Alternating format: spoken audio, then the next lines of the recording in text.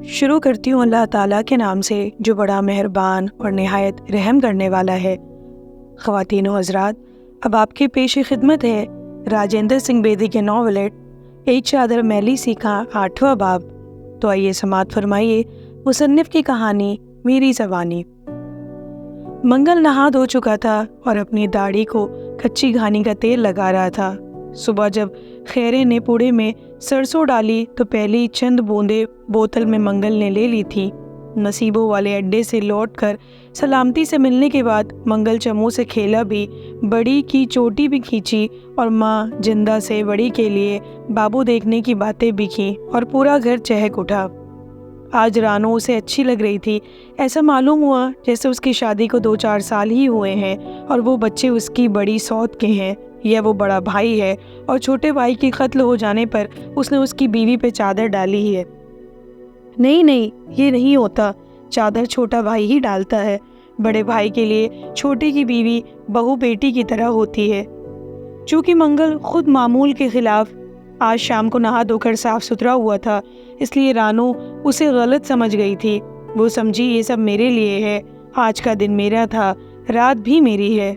रानो को देखकर मंगल समझा ये उसकी आंखों का कसूर है, लेकिन नहीं, आज रानो अपनी ही आंखों, अपने ही दिल, अपने ही गालों, होठों, कूल्हों रानो का कसूर थी। आज सुबह जब वो नहाकर जोहड़ में से निकली तो सुल्फे की लाट मालूम हो रही थी। फिर उसने घर पहुंचकर दिन में कई बार उपटना मलकर जिल्द को इतनी नर्म और चिकनी बना लिया था कि उस पर से निगाहें और जज्बे फिसल जाते थे और फिर वही पड़े मचल जाते और उस वक्त तक अलग न होते जब तक कोई उनका हाथ पकड़ कर न उठाए।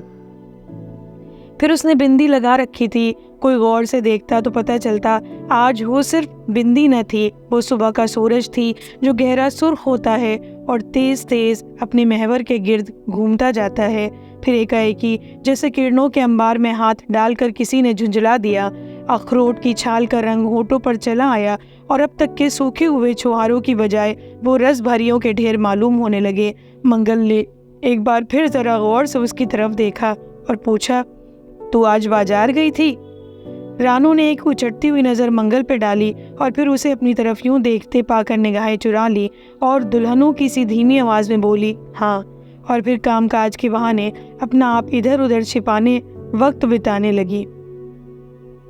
रानो क्या छिपा रही थी? ये बात नहीं कि वो सगुड़ सयानियों की तरह अपना सारा कुछ एक ही दम न दे देना चाहती थी, बल्कि कोई बात थी जो उपटने, बिंदी, अखरोट की छाल और रस भरियों से ऊपर होती है, जिसका ताल्लुक औरत की शक्ल सूरत से नहीं होता, न उसकी नसाइयत और उसकी इंतहा से, जिसे वो धीरे धीरे सामने लाती है और जब लाती है तब पता चलता है ये बात थी। जैसे अष्टम का चांद अपना आधा छिपाए रहता है और फिर आहिस्ता आहिस्ता रोज़ बरोज़ एक एक पर्दे, 2 पर्दे, चोली, अंगिया सबको अलग डालता जाता है और आखिर एक दिन एक रात पूर्णिमा के रूप में आकर कैसी बेखुदी और मजबूरी, कैसी नादारी और लाचारी के साथ अपना सब कुछ लुटा देता है। क्या इल्मुन्निसा इल्मुन नजूम से दूर की बात है? कोई भी इल्म दूसरे इल्म से फासला रखता है? जिन लोगों ने बरसों और आदतन आसमानों पे झांका, सितारों को देखा हो, उनकी झिलमिल के साथ, मरे बिलमिल के साथ, जिए हुए अमावस के साथ, मुरझाए पूनम के साथ खिले हो, वही रजनी की आंखों में पलकों के नीचे ज़मीनों से बड़ी, आसमानों से बड़ी, बरकों मकनातीस की वसतों में जो रास रचाई जाती है, जो भंगड़े और झूमर और लड्डी नाचे जाते हैं, उनके राज समझते हैं, वही अष्टम के चांद का भेद भी जानते हैं। मंगल इक्के वाला फिर सलामत में बेसलामत होकर उस घर के अष्टम का भेद कैसे समझता? उसने कभी आसमानों पे झांका ही न था। वो तो ये भी न जानता था वो खुद एक सितारा है, सूरज जो कभी किसी को अपनी तरफ देखने की इजाज़त नहीं देता, जो देखता है अंधा हो जाता है। उसके तुलू गुरूब, उसके तवाज़ुन व एतदाल शब व रोज़ आपस में सर टकराते, मर जाते, सल्फ का हिस्सा हो जाते हैं। बिनातुन्नाश उसकी तरफ देखती हुई मादूम चांद बेनूर कागज़ी होकर घटता घट जाता है और आखिर आदमी की पिन्हाइयों में गुम हो जाता है और वो सूरज बेखबर। लेकिन आज उस बेखबर से मंगल को रानो कुछ खबरें देना चाहती थी। वो उस घूंघट को उठा देना चाहती थी जो मंगल और उसके बीच हाइल हो रहा था। गुंडा न्या करे जो सोजा सोजा खया नो, घंड लाओ मुँह अत्तो लाड़िए नी, वारिस शाना दतिये मरतिया नो, फुल आग सोवे विच न साड़िए ने। घूंघट देखने वालों को अंधा कर देता है। ऐ दुल्हन, तू उसे मुखड़े पर से हटा दे। वारिस शाह मोतियों को दफना कर नहीं देखते, न फूलों को आग में जलाते हैं। और आज रानो ने उस पर्दे और हिजाब को दूर कर देने की ठान रखी थी जिसे बीच से हटाए बगैर खुदा भी नहीं मिलता।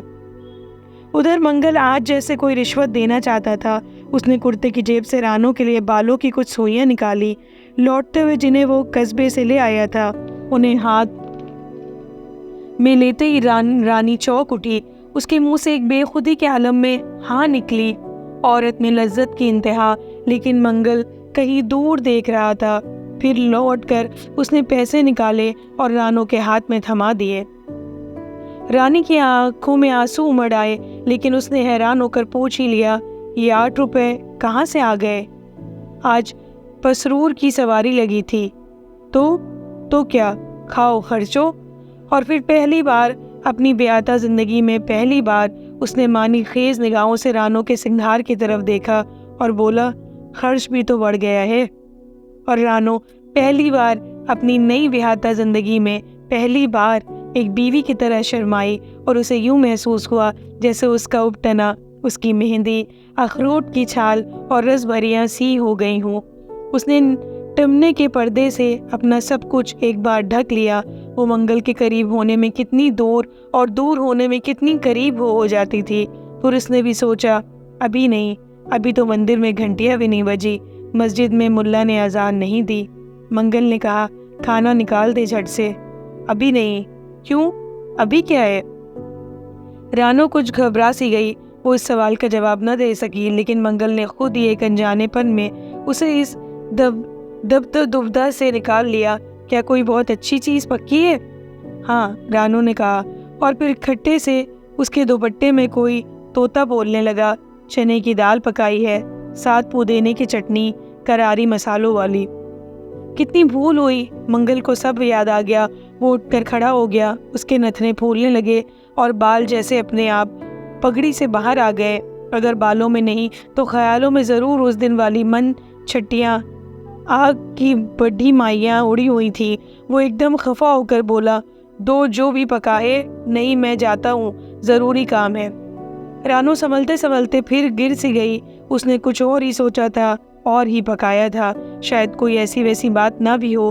अच्छा ही है, जब लौटेगा बच्चे सो चुके होंगे, ससुर की खो को खा खा सास के शुरू रात के खर्राटे बंद हो चुके होंगे। ऐसी खामोशी होगी कि सांस भी रोकने पड़ेंगे।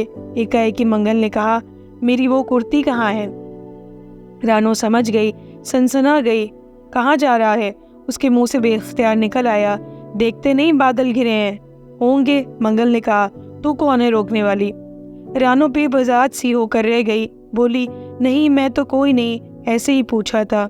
अगर रानी अड़ जाती, जैसे तलोका के साथ अड़ जाती थी, और कहती मैं ना रोकूंगी तो और कौन रोकेगा, तो मंगल अलिफ हो जाता। लेकिन वो अपनी फटी हुई मैली बोसीदा सी चादर के रिश्ते को समझती थी।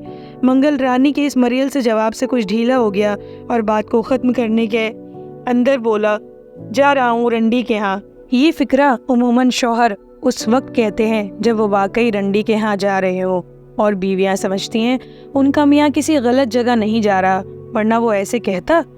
लेकिन रानो को हालात में हर लहजा पीला हो जाने वाले ख़तरे ने एक ऐसी समझ दे दी थी जो उसकी दूसरी बहनों के हिस्से में नहीं आई थी। एकाएकी वो देवी से एक आम गोश्त पोस्ट की औरत बन गई, एकदम चालाक और अय्यार, हर्राफा। क्या करती? वो मजबूर थी और बेबस। आदमी पल पल हालात और वाक़यात से असर पजीर होता है, उनके साथ बदलता है, वरना परमात्मा ने उसे इतना बड़ा नसू का जाल ना दिया होता। कुर्ती के मुतालबे ने रानो के शक को यकीन में बदल दिया। वो तन कर खड़ी हो गई। उसके भी नथने फूलने लगे जो मंगल को रानी के दुपट्टे में दिखाई न दिए। एक बीवी के मुकाबले के लिए, अपने हुकूक की हिफाजत के लिए एक बेसवा की सतह पर उतर आई थी। अपनी निगाहों के उफक पे उसे सलामती का बदन लहराता हुआ नजर आया, जिसके बदन के कसे कसाए और मुतनासिब आज़ा में मुतकाबिल के लिए कुदरती जगह बनी थी। जिसके जिस्म की ताजगी और शादाबी को बढ़ने और बिंदी और अखरोट की छाल की ज़रूरत न थी। जो सब चीज़ें मंगल से अस्थोल पत्थर आदमी के लिए बेकार थी, जो खुद चट्टान था, चट्टानों से भिड़ना चाहता था, खुद लोहा था, लोहे से टकराना चाहता था, और रानो जानती थी और उसके लिए तैयार थी। उसने एक आड़ी नज़र से ट्रंक की तरफ इशारा किया और बोली, वहाँ पड़ी है तेरी कुर्ती। जब ही बाहर से विद्या की आवाज़ आई, रानो। रानो एकदम बाहर लपकी और इससे पहले कि विद्या कुछ कहती, रानो ने उसे बाहर धकेलते हुए कहा, चली जा विद्दू, इस वक्त चली जा। विद्या ने बेकार सी जिद करते हुए कहा, क्यों नहीं? रानो हाथ जोड़ते हुए बोली, परमात्मा के लिए, बड़े बड़ोतों के लिए।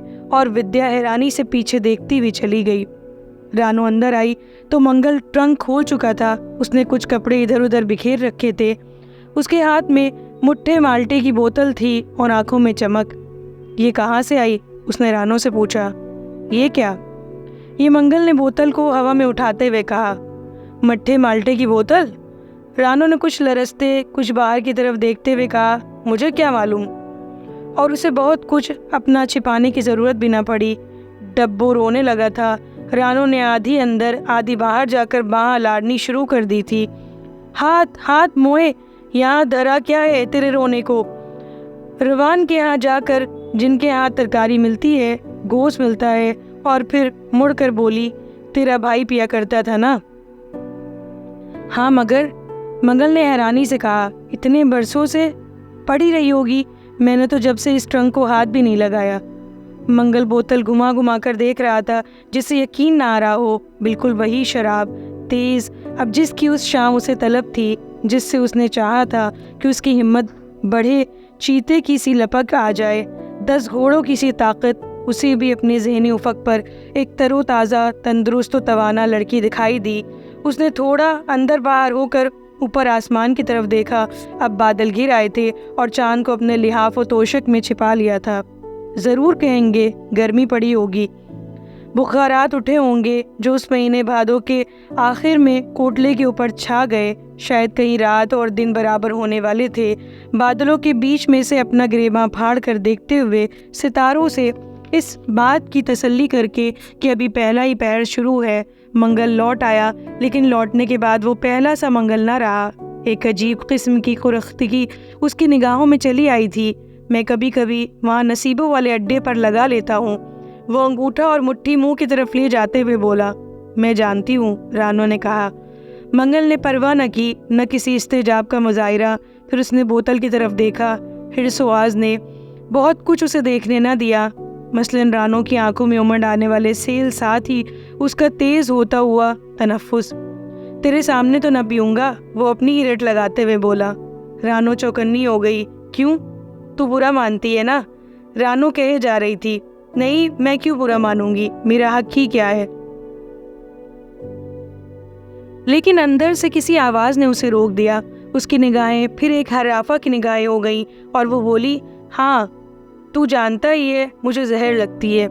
फिर जैसा कि रानो का अंदाज़ा था, जैसा कि वो मंगल को जानती थी, जैसा कि वो चाहती थी, मंगल एकदम भन्ना उठा। एकदम बोतल के गले में मुट्ठी घुमाते हुए उसने काग को काग को ढीला कर दिया। पहले चोरों और फिर डाकुओं के अंदाज में बोला, यही है ना तुम औरतों की बात, खाने पीने से भी रोकती हो अपने मर्दों को। और वो झेप गया। रानो खुश हुई, ज़बानी ही सही मगर औरत और मर्द का रिश्ता तो कायम हुआ। ऊपर से खफगी का इजहार करते हुए बोली, खबरदार, मैं न पीने दूंगी। बिल्कुल जैसा कि रानो ने सोचा था, मंगल ने काग निकाल कर बाहर फेंक दिया। बोसी निकली और सारे कमरे में फैल गई। रानो ने एक हाथ से दुपट्टा नाक के सामने कर लिया और दूसरा हाथ मंगल के हाथ और बोतल के मुंह पर रख दिया। मंगल ने रानो का हाथ पकड़ लिया और बोला, मैं पीऊँगा, ज़रूर पीऊँगा। तूने अपने भाई को हटकाया था, बोतल तोड़ी थी, मुझे छुड़ाया था, वो तो मुझ पर तरस खाया था। फिर जैसा कि रानो ने सोचा था, मंगल ने उसके हाथ झटकने शुरू कर दिए।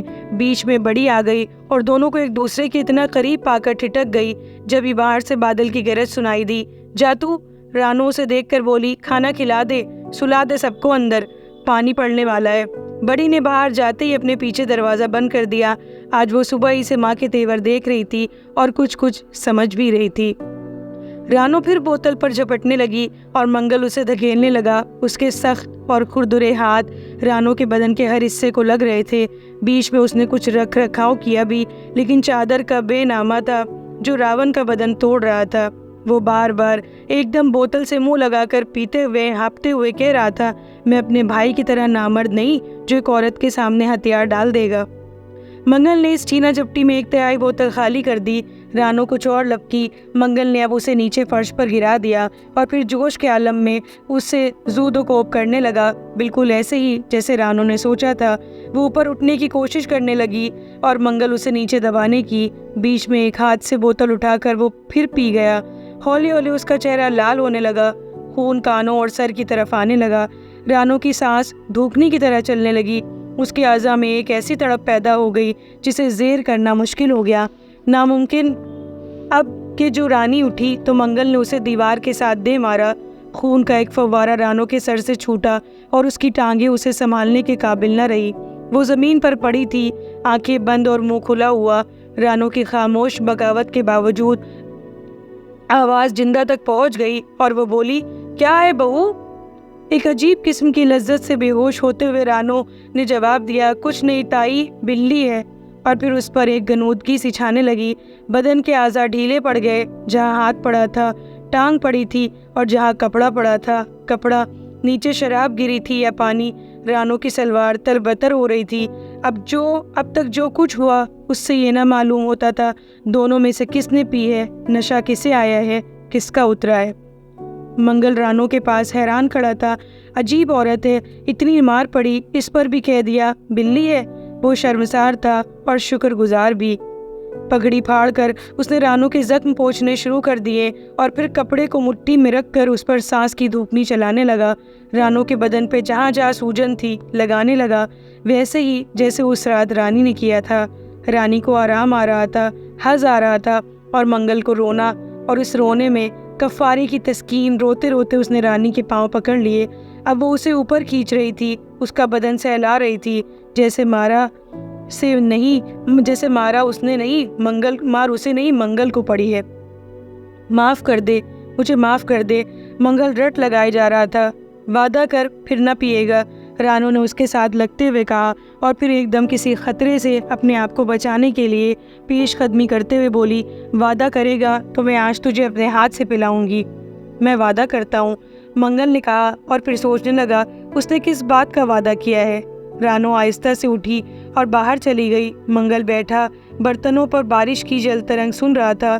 बड़ी ने सबको खिला पिला दिया था और कहीं दूर अंदर सुला दिया था, जैसे हमेशा के लिए, जैसे इंसान और कुदरत के दरमियान उस अजीम साजिश में वो भी शरीक हो गई थी। रानो ने तनूर को बरसात से बचाने के लिए उस पर एक बड़ा सा दावड़ रख दिया और फिर खाना लेकर अंदर चल दी। रानो लौटी। थाली में एक तरफ रोटी पड़ी थी और दूसरी तरफ कुछ प्याज और चांपे। मंगल ने हैरान होकर चापों की तरफ देखा और फिर रानी की तरफ और उसके मुंह में पानी आने लगा। रानो ने गिलास में एकदम बहुत सी शराब उंडेल दी और मंगल के हाथों में थमा दी। मंगल को जैसे यकीन ना आ रहा था।